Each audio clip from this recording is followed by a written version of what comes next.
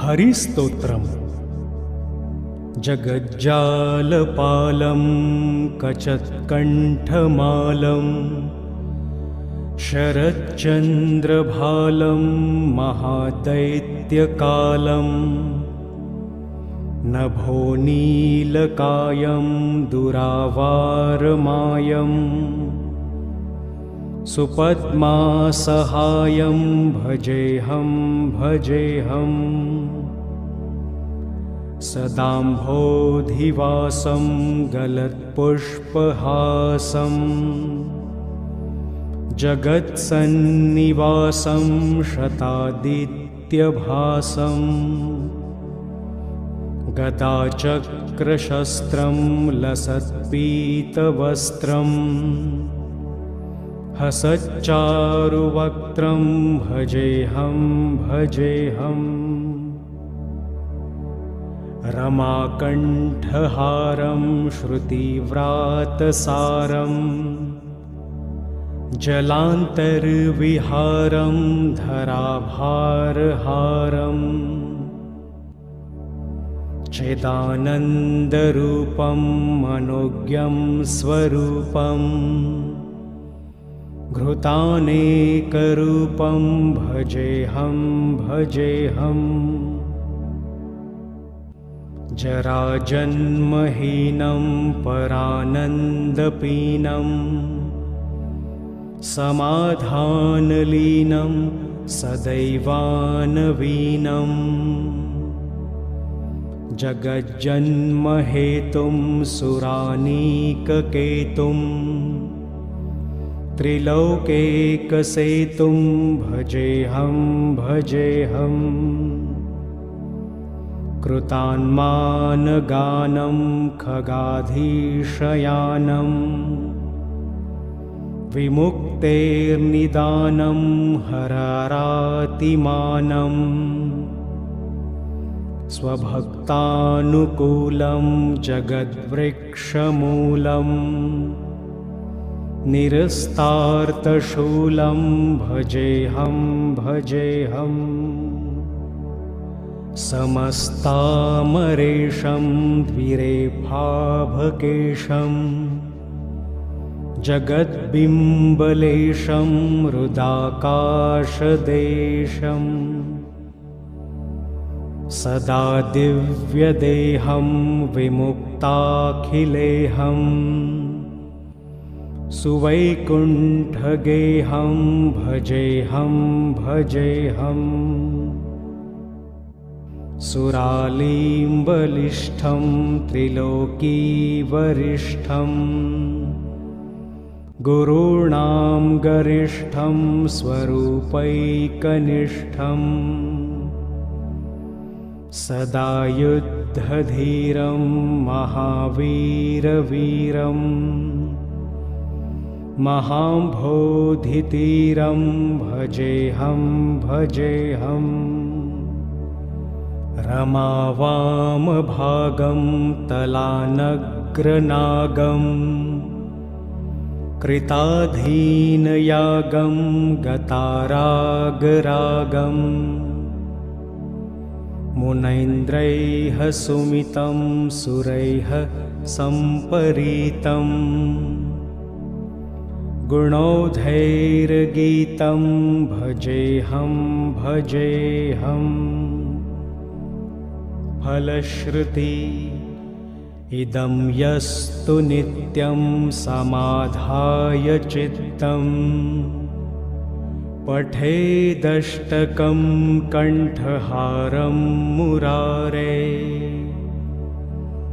स विष्णोर्विशोकं ध्रुवं याति लोकं जराजन्मशोकं पुनर्विन्दतेनो इति श्रीमत्परमहंसस्वामिब्रह्मानन्दविरचितं श्रीहरिस्तोत्रं सम्पूर्णम्। हरिस्तोत्रम्।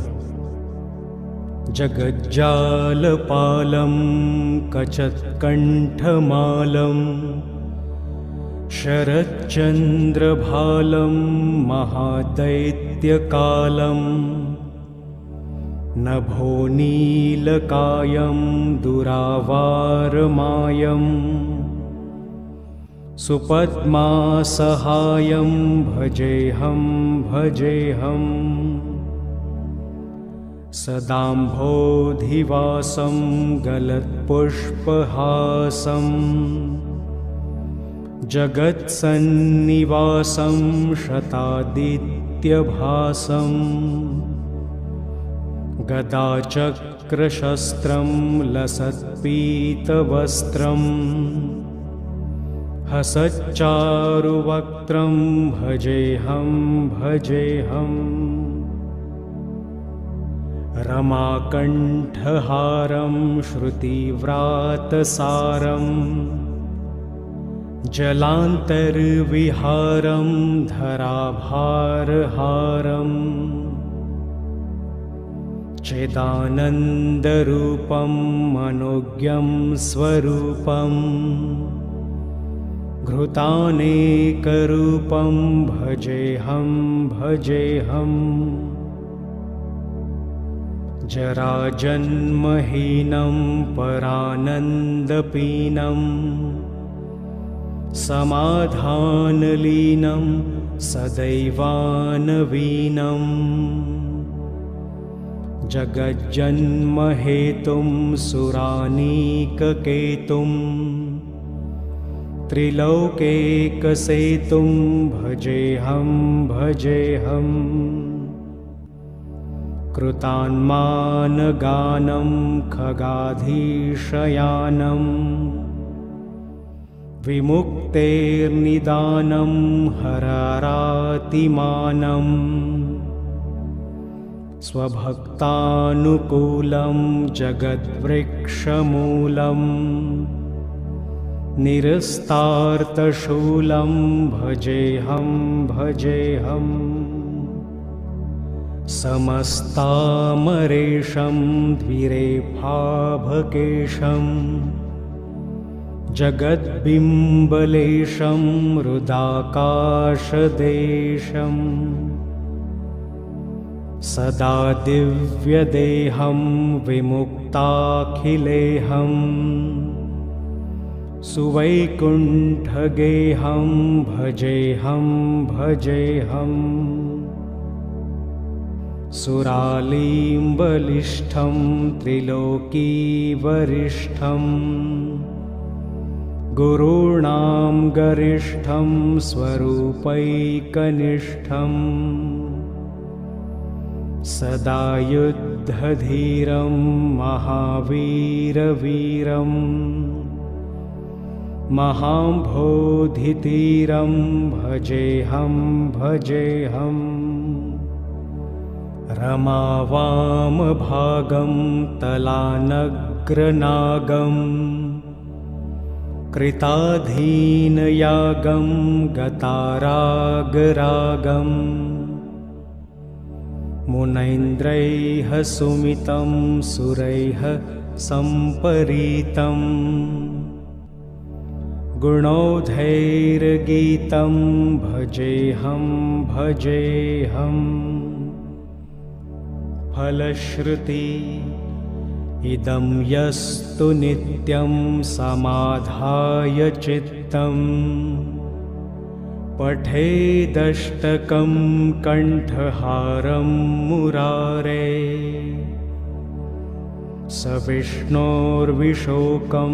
ध्रुवं याति लोकं जराजन्मशोकं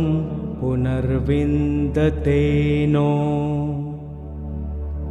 इति श्रीमत्परमहंसस्वामिब्रह्मानन्दविरचितं श्रीहरिस्तोत्रं सम्पूर्णम्। हरिस्तोत्रम्। जगज्जालपालं कचत्कण्ठमालं शरच्चन्द्रभालं महादैत्यकालं नभोनीलकायं दुरावारमायं सुपद्मासहायं भजेऽहं भजेऽहम् सदाम्भोधिवासं गलत्पुष्पहासं जगत्सन्निवासं शतादित्यभासं गदाचक्रशस्त्रं लसत्पीतवस्त्रं हसच्चारुवक्त्रं भजेऽहं भजेऽहम् रमाकण्ठहारं श्रुतिव्रातसारं जलान्तर्विहारं धराभारहारम् चिदानन्दरूपं मनोज्ञं स्वरूपं घृतानेकरूपं भजेऽहं भजेऽहम् जराजन्महीनं परानन्दपीनं समाधानलीनं सदैवानवीनं जगज्जन्महेतुं सुरानीककेतुं त्रिलोकेकसेतुं भजेऽहं भजेऽहम् कृतान्मानगानं खगाधीशयानं विमुक्तेर्निदानं हरारातिमानं स्वभक्तानुकूलं जगद्वृक्षमूलं निरस्तार्तशूलं भजेऽहं भजेऽहम् समस्तामरेशं द्विरेफाभकेशं जगद्बिम्बलेशं हृदाकाशदेशं सदा दिव्यदेहं विमुक्ताखिलेहं सुवैकुण्ठगेहं भजेऽहं भजेऽहम् सुरालीम्बलिष्ठं त्रिलोकीवरिष्ठं गुरूणां गरिष्ठं स्वरूपैकनिष्ठं सदा युद्धधीरं महावीरवीरं महाम्भोधितीरं भजेऽहं भजेऽहम् रमावामभागं तलानग्रनागं कृताधीनयागं गतारागरागं मुनैन्द्रैः सुमितं सुरैः सम्परीतं गुणौधैर्गीतं भजेऽहं भजेऽहम् फलश्रुति इदं यस्तु नित्यं समाधाय चित्तं पठेदष्टकं कण्ठहारं मुरारे स विष्णोर्विशोकं ध्रुवं याति लोकं जराजन्मशोकं पुनर्विन्दते नो इति श्रीमद्परमहंसस्वामिब्रह्मानन्दविरचितं श्रीहरिस्तोत्रं सम्पूर्णम्। हरिस्तोत्रम् जगज्जालपालं कचत्कण्ठमालं शरच्चन्द्रभालं महादैत्यकालं नभो नीलकायं दुरावारमायम् सुपद्मासहायं भजेऽहं भजेऽहम् सदाम्भोधिवासं गलत्पुष्पहासं जगत्सन्निवासं शतादित्यभासं गदाचक्रशस्त्रं लसत्पीतवस्त्रं हसच्चारुवक्त्रं भजेऽहं भजेऽहम् रमाकण्ठहारं श्रुतिव्रातसारं जलान्तर्विहारं धराभारहारं चिदानन्दरूपं मनोज्ञं स्वरूपं घृतानेकरूपं भजेऽहं भजेऽहम् जराजन्महीनं परानन्दपीनं समाधानलीनं सदैवानवीनं जगज्जन्महेतुं सुरानीककेतुं त्रिलोकैकसेतुं भजेऽहं भजेऽहम् कृतान्मानगानं खगाधीशयानं विमुक्तेर्निदानं हरारातिमानं स्वभक्तानुकूलं जगद्वृक्षमूलं निरस्तार्तशूलं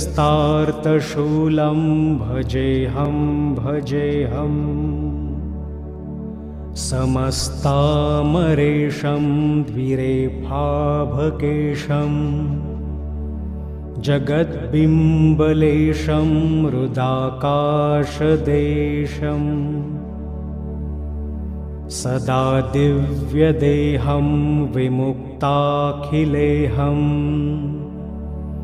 सुवैकुण्ठगेहं भजेऽहं भजेऽहम् सुरालीम्बलिष्ठं त्रिलोकीवरिष्ठं गुरूणां गरिष्ठं स्वरूपैकनिष्ठं सदा युद्धधीरं महावीरवीरं महाम्भोधितीरं भजेऽहं भजेऽहम् रमावामभागं तलानग्रनागं कृताधीनयागं गतारागरागं मुनैन्द्रैः सुमितं सुरैः सम्परीतं गुणौधैर्गीतं भजेऽहं भजेऽहम् फलश्रुति इदं यस्तु नित्यं समाधाय चित्तं पठेदष्टकं कण्ठहारं मुरारे स विष्णोर्विशोकं ध्रुवं याति लोकं जराजन्मशोकं पुनर्विन्दतेनो इति श्रीमद्परमहंसस्वामिब्रह्मानन्दविरचितं श्रीहरिस्तोत्रं सम्पूर्णम्। हरिस्तोत्रम् जगज्जालपालं कचत्कण्ठमालं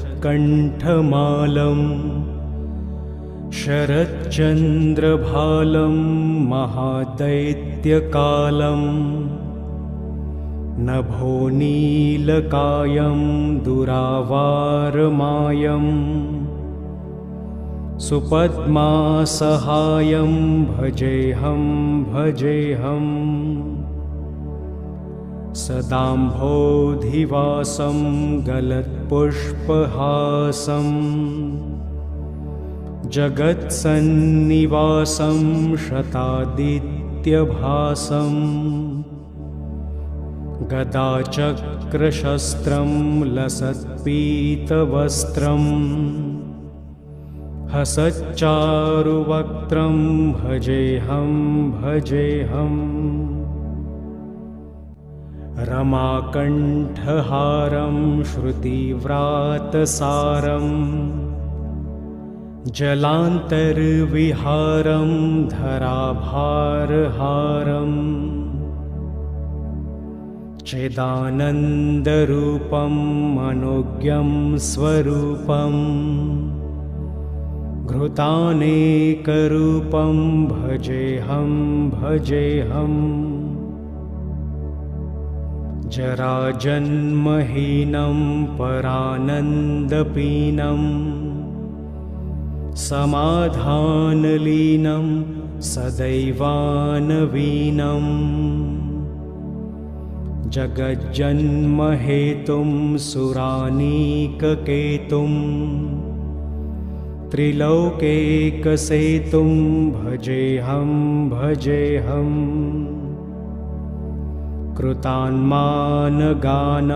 खगाधीशयानं विमुक्तेर्निदानं हरारातिमानं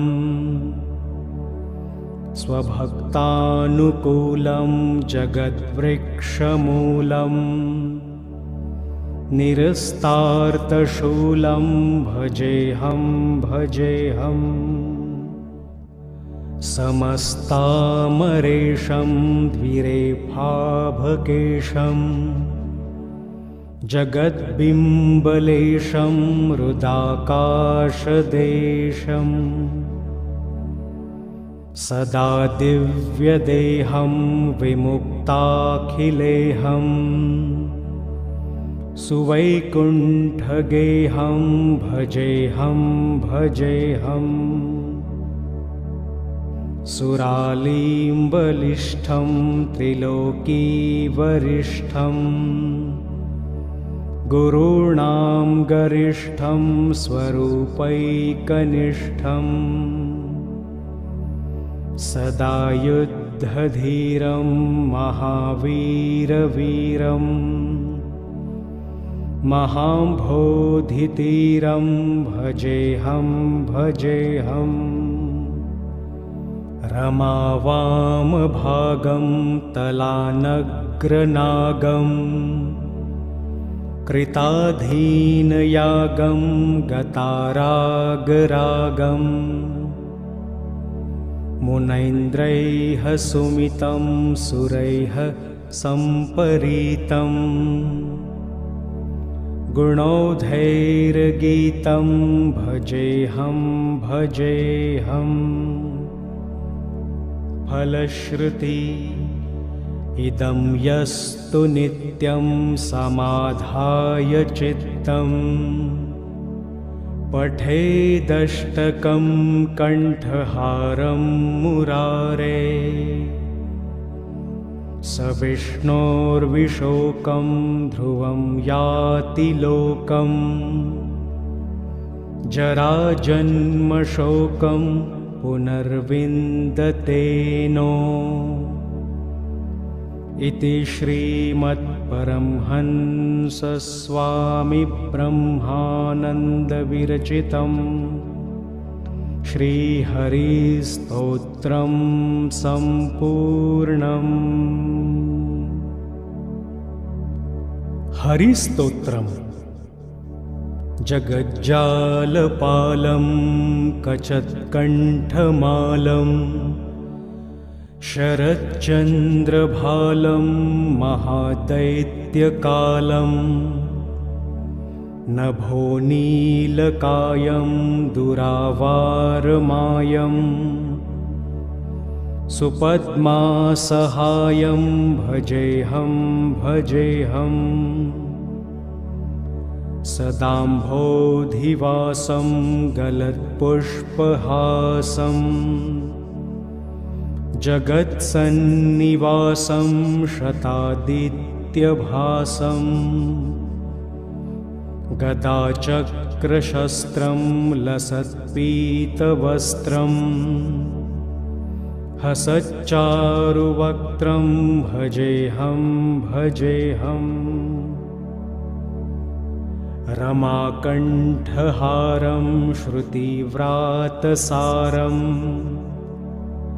जलान्तर्विहारं धराभारहारम् चिदानन्दरूपं मनोज्ञं स्वरूपं घृतानेकरूपं भजेऽहं भजेऽहम् जराजन्महीनं परानन्दपीनं समाधानलीनं सदैवानवीनं जगज्जन्महेतुं सुरानीककेतुं त्रिलोकेकसेतुं भजेऽहं भजेऽहम् कृतान्मानगानं खगाधीशयानं विमुक्तेर्निदानं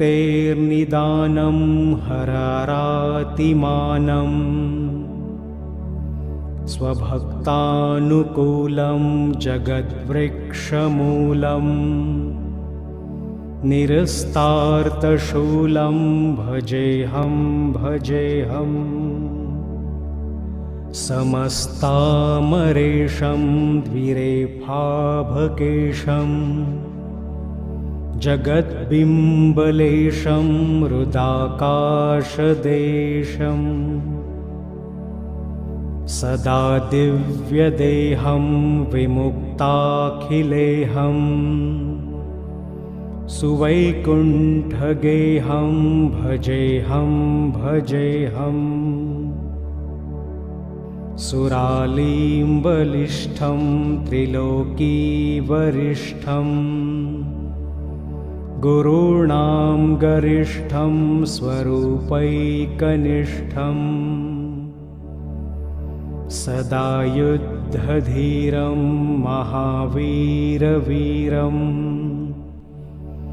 महाम्भोधितीरं भजेऽहं भजेऽहम् रमावामभागं तलानग्रनागं कृताधीनयागं गतारागरागं मुनैन्द्रैः सुमितं सुरैः सम्परीतं गुणौधैर्गीतं भजेऽहं भजेऽहम् फलश्रुति इदं यस्तु नित्यं समाधाय चित्तं पठेदष्टकं कण्ठहारं मुरारे स विष्णोर्विशोकं ध्रुवं याति लोकम् जराजन्मशोकं पुनर्विन्दतेनो इति श्रीमत्परमहंसस्वामिब्रह्मानन्दविरचितं श्रीहरिस्तोत्रं सम्पूर्णम्। हरिस्तोत्रम् जगज्जालपालं कचत्कण्ठमालं शरच्चन्द्रभालं महादैत्यकालं नभोनीलकायं दुरावारमायं सुपद्मासहायं भजेऽहं भजेऽहम् सदाम्भोधिवासं गलत्पुष्पहासं जगत्सन्निवासं शतादित्यभासं गदाचक्रशस्त्रं लसत्पीतवस्त्रं हसच्चारुवक्त्रं भजेऽहं भजेऽहम् रमाकण्ठहारं श्रुतिव्रातसारं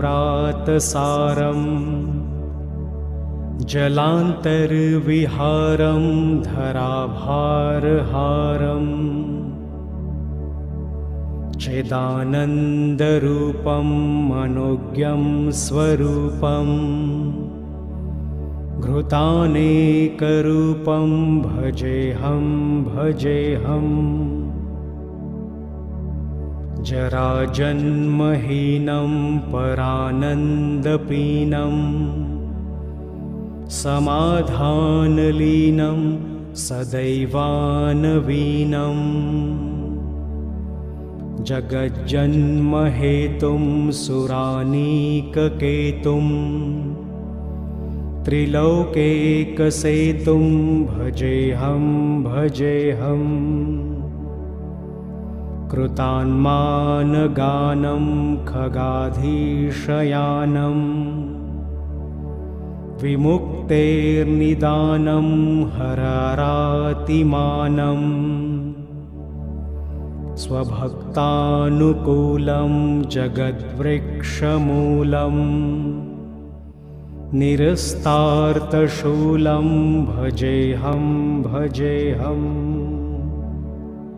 समस्तामरेशं द्विरेफाभकेशं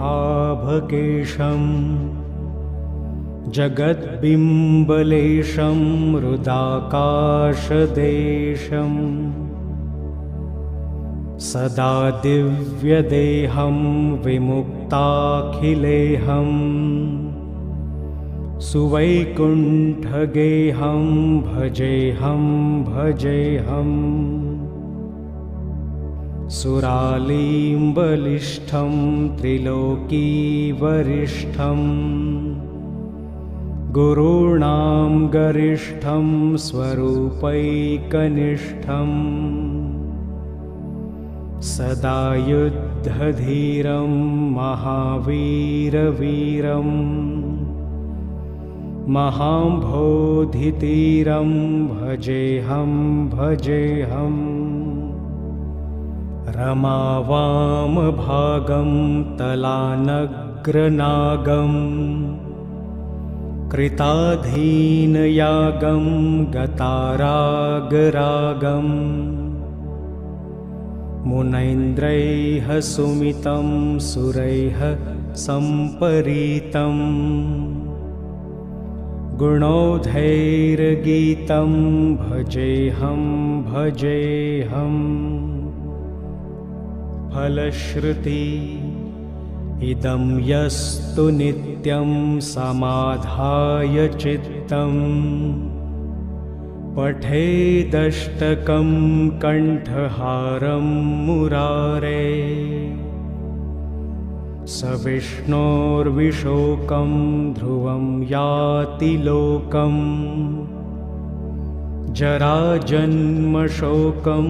पुनर्विन्दते नो